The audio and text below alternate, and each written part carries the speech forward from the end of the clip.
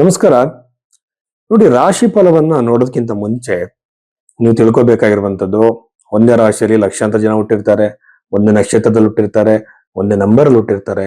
ಹಾಗಿದ್ಮೇಲೆ ನಿಮ್ಮ ಭವಿಷ್ಯವನ್ನು ತಿಳ್ಕೊಳ್ಳೋಕೆ ಒಳ್ಳೆಯ ಮಾರ್ಗ ಯಾವುದು? ವೇದಿಕ್ ಅಸ್ಟ್ರಾಲಜಿ ಬಂದೆ. ಬಟ್ ಇಲ್ಲಿ ಏನ್ ಮಾಡ್ತೀವಿ, ನೀವು ಕೊಟ್ಟಿರೋ ಬರ್ತ್ ಟೈಮು ಡೇಟ್ನೇ ಹಾಕ್ತಾರೆ. ನಿಮ್ಮ ಬರ್ತ್ ಟೈಮ್ ಸರಿ ಇದೆ ಇಲ್ವಾ ಅಂತ ಯಾರು ಕೂಡ ಯೋಚನೆ ಮಾಡಲ್ಲ. ಯಾವ ಜ್ಯೋತಿಷರು ತಲೆ ಕೆಡಿಸ್ಕೊಳ್ಳಲ್ಲ. ಬಟ್ ಭೈರವಿ ಅಸ್ಟ್ರೋದಲ್ಲಿ ನಾವೇನ್ ಮಾಡ್ತೀವಿ, ನಿಮ್ಮ ಹಸ್ತರೇಖೆಗಳನ್ನ ಜಾತಕವನ್ನ ಎರಡು ಕೂಡ ಕಂಬೈನ್ ಮಾಡಿ ಪ್ರಶ್ನೆ ಶಾಸ್ತ್ರದಲ್ಲಿ ನೋಡ್ತೀವಿ. ಅಂದ್ರೆ ನಿಮಗೆ ಮದುವೆ ಆಗತ್ತೆ ಅನ್ನೋದಾದ್ರೆ ಜಾತಕದಲ್ಲಿ, ಹಸ್ತ ಸಾಮುದ್ರಿಕೆಯಲ್ಲಿ, ಪ್ರಶ್ನೆ ಕುಂಡಲಿಯಲ್ಲಿ ಮೂರಲ್ಲೂ ಕೂಡ ಕಂಬೈನ್ ಆಗಿ ಒಂದೇ ಇವೆಂಟ್ ಮ್ಯಾಚ್ ಆಗ್ಬೇಕು. ಆಗ ನಾವು ಹೇಳುವಂಥದ್ದು ನಿಮ್ಗೆ ನಿಜ ಆಗತ್ತೆ. ಇಲ್ಲ ಅಂತಂದ್ರೆ ಜ್ಯೋತಿಷರು ಹೇಳಿದ್ದು ನಿಜ ಆಗೋದಿಲ್ಲ, ಸುಳ್ಳು ಅನ್ನೋ ನಂಬಿಕೆ ಬರುತ್ತೆ, ಜ್ಯೋತಿಷದ ಮೇಲೆ ನಂಬಿಕೆ ಹೋಗ್ಬಿಡುತ್ತೆ.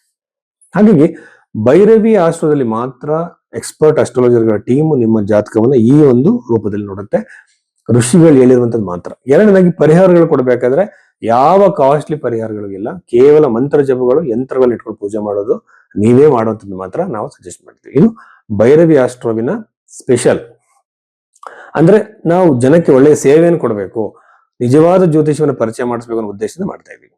ಸೊ ಭೈರವಿ ಆಸ್ಟ್ರೋದಲ್ಲಿ ನಿಮ್ಮ ಒಂದು ಜಾತಕವನ್ನು ತೋರಿಸ್ಬೇಕಾದ್ರೆ ಈ ಕೆಳಗಿನ ನಂಬರ್ಗೆ ನೀವು ಕರೆ ಮಾಡಬಹುದು.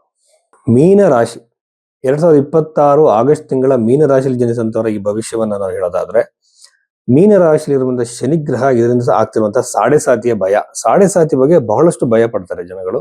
ಅದು ಸಾಡೆ ಸಾತಿಯಿಂದ ನಾವು ಅನ್ಕೊಂಡಾಗ ಭಯ ಪಡುವಂಥದ್ದು ಏನೂ ಆಗೋದಿಲ್ಲ. ಯಾಕೆ? ಪ್ರತಿದಿನ ಗ್ರಹಗಳು ಬದಲಾವಣೆಗಳಾಗ್ತಿರ್ತವೆ. ಡಿಗ್ರಿ ವೈಸ್ ನಕ್ಷತ್ರದ ಮೇಲೆ ಬದಲಾವಣೆ ಆಗ್ಬೇಕಾದ್ರೆ ಶನಿಗ್ರಹ ಕೂಡ ಬದಲಾವಣೆ ಆಗ್ತಾ ಇದೆ. ಹಂಗಂತೇಳಿ ಸಾಡೆ ಸಾತಿ ಯಾರ್ಯಾರಿಗಿದೆಯೋ, ಈಗ ಫಾರ್ ಎಕ್ಸಾಂಪಲ್ ಮೇಷರಾಶಿ, ಮೀನರಾಶಿ, ಕುಂಭರಾಶಿ ಎಲ್ಲರೂ ಸಮಸ್ಯೆ ಆಗ್ತಾ ಇದೆಯಾ? ಕೆಲವರು ಚೆನ್ನಾಗೇ ಇದ್ದಾರೆ. ನೋಡಿ, ಯಾವತ್ತು ಸಹ ನಮ್ಮ ಭವಿಷ್ಯ ನಿರ್ಧಾರ ಆಗೋದು ದಶೆಗಳ ಮೇಲೆ ಮಾತ್ರ. ದಶೆಯನ್ನ ಹೇಳ್ಬೇಕಾದ್ರೆ ದಶಾ ನಿರ್ಣಯ ಅಂತ ಹೇಳಿದ್ರು. ಇದನ್ನ ತುಂಬಾ ಜ್ಯೋತಿಷರುಗಳಿಗೆ ಬರೋದೇ ಇಲ್ಲ. ಸುಮ್ಮನೆ ನಿಮಗೊಂದು ಕಂಪ್ಯೂಟರ್ ಅಲ್ಲಿ ಒಂದು ಹಾರೋಸ್ಕೋಪ್ ನೋಡಿ ಹೇಳ್ತಾರೆ, ಯಾವ ದಶೆ ಅಂದ್ರೆ ನಿಮ್ಗೆ ಶುಕ್ರ ದಶೆ ಕಂಡ್ರೆ ಬಹಳ ಚೆನ್ನಾಗುತ್ತೆ ಅಂತಾರೆ.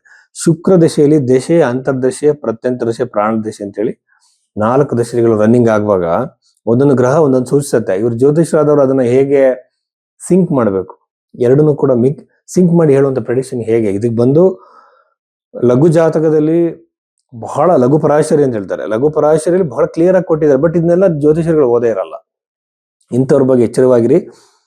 ದಶೆಯಿಂದ ಮಾತ್ರ ನಮ್ಮ ಭವಿಷ್ಯ ನಿರ್ಧಾರ ಆಗುತ್ತೆ ಹೊತ್ತು ಕೇವಲ ಸಾಡೆ ಸಾತಿಯಿಂದ ಅಲ್ಲ. ಹಾಗೇನದು ಭಯ ಇದ್ದಲ್ಲಿ ಹನುಮಾನ್ ಚಾಲಿಸವನ್ನ ಹೇಳ್ಬೋದು. ರಾಶಿಯಿಂದ ಸಪ್ತಮ ಭಾವ ನೋಡೋದ್ರಿಂದ ಶನಿಗ್ರಹ ನಿಮಗೆ ವಿವಾಹ ವಿಳಂಬ ಆಗತ್ತೆ, ಸಂಬಂಧಗಳು ಬಂದಿದ್ದು ವಾಪಸ್ ಹೋಗ್ತವೆ, ಸಂಬಂಧಗಳಿಂದ ರೆಸ್ಪಾನ್ಸ್ ಬರಲ್ಲ, ಮ್ಯಾಟ್ರಿಮೋನಿಯಲ್ ವೆಬ್ಸೈಟ್ಗೆ ಹಾಕ್ತೀರಿ ಅಲ್ಲೂ ವಿಳಂಬ ಆಗುತ್ತೆ. ಬರ್ತೀನಿ ಅಂತ ಹೇಳ್ದ ನಿಮ್ಮ ಲೈಫ್ ಪಾರ್ಟ್ನರ್ ದೂರ ಆಗಿರ್ತಾರೆ, ಬರ್ತೀನಿ ಅಂತ ಹೇಳಿದ್ರು ಬರಲ್ಲ, ಕಾಂಪ್ರಮೈಸ್ ಆಗಲ್ಲ, ಕಿರಿಕಿರಿಗಳನ್ನ ಮಾಡ್ತಾರೆ.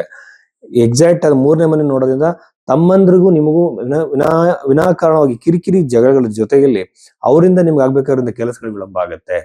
ದಶಮ ಭಾವವನ್ನ ಕ್ಲಿಯರ್ ಆಗಿ ರೆಟ್ರೋಗ್ರೇಡ್ ಆಗಿರುವಂತಹ ಶನಿ ನೋಡ್ತಿರೋದ್ರಿಂದ ನಿಮಗೆ ನಿಮ್ಮ ಕೆಲಸ ಕಾರ್ಯಗಳೆಲ್ಲ ವಿಳಂಬ ಆಗುತ್ತೆ. ನೀವು ಬಿಸ್ನೆಸ್ ಮಾಡಿ, ವ್ಯವಹಾರ ಮಾಡಿ, ಜಾಬ್ ಟ್ರೈ ಮಾಡಿ, ಎಲ್ಲದರಲ್ಲೂ ವಿಳಂಬ ಕ್ರಿಯೇಟ್ ಆಗುತ್ತೆ. ಯಾಕೆಂದ್ರೆ ಶನಿಯ ಪ್ರಭಾವ ಅಷ್ಟಿದೆ. ಇದನ್ನ ಹೊರಗಡೆ ಬರೋದಕ್ಕೆ ಹನುಮಾನ ಚಾಲಿಸವನ್ನು ಹೇಳೋದು ಶನಿಗ್ರಹಕ್ಕೆ ಸಂಬಂಧಪಟ್ಟಂತ ಪರಿಹಾರಗಳು. ಪರಿಹಾರ ಅಂತ ತಕ್ಷಣ ದುಡ್ಡು ಕಿತ್ಕೊಳ್ಳೋಕ್ಕೋ ಇನ್ನೊಂದು ಮಾಡೋಕ್ಕೋ ಪೂಜೆ ಹೇಳ್ತಾರೆ ಅಂತ ಅನ್ಕೋಬೇಡಿ. ನೀವೇ ಮಾಡುವಂತಹ ಸುಲಭ ಪರಿಹಾರಗಳನ್ನು ಋಷಿಗಳು ಕೊಟ್ಟಿದ್ದಾರೆ. ಮಂತ್ರ ಜಪಗಳನ್ನು ಹೇಳೋದು, ಶನಿಗೆ ಸಂಬಂಧಪಟ್ಟಂತ ಮಂತ್ರಗಳನ್ನು, ಶನಿಗ್ರಹಕ್ಕೆ ಮಂತ್ರಗಳ ಜಪಗಳನ್ನು ಹೇಳಲೇಬೇಕು.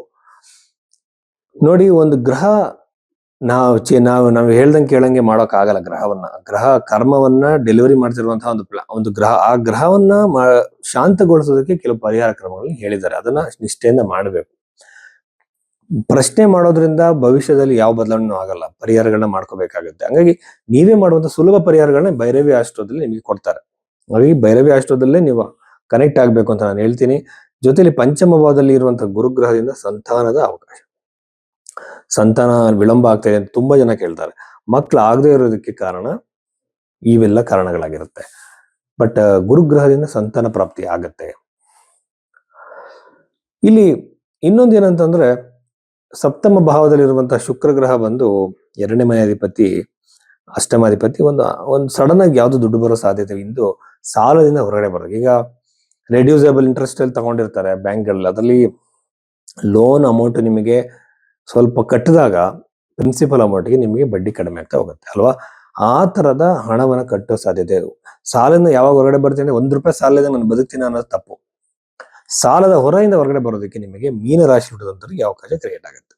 ಚತುರ್ಥದಲ್ಲಿ ಬುಧ ಇರೋದ್ರಿಂದ ಬಹಳ ಸುಂದರವಾಗಿರುವಂತಹ ಮನೆಯನ್ನ ಕಟ್ಟುವಂಥದ್ದು, ತಗೊಳ್ಳುವಂಥದ್ದು, ಪ್ಲೇಸ್ ತಗೊಳ್ಳುವಂಥದ್ದು ಸಾಧ್ಯತೆ ಆಗುತ್ತೆ. ಷಷ್ಠ ಭಾವದಲ್ಲಿರುವಂತಹ ಕೇತು ಗ್ರಹ ನಿಮಗೆ ಆರೋಗ್ಯದಲ್ಲಿ ಸಮಸ್ಯೆ, ಸ್ಕಿನ್ ರಿಲೇಟೆಡ್ ಇಶ್ಯೂಸ್ಗಳನ್ನ ಕೊಡೋ ಸಾಧ್ಯತೆ ಇರುತ್ತೆ. ಇಷ್ಟು ವಿಚಾರಗಳು ಮೀನರಾಶಿಗೆ ಸಂಬಂಧಪಟ್ಟಿದ್ದು.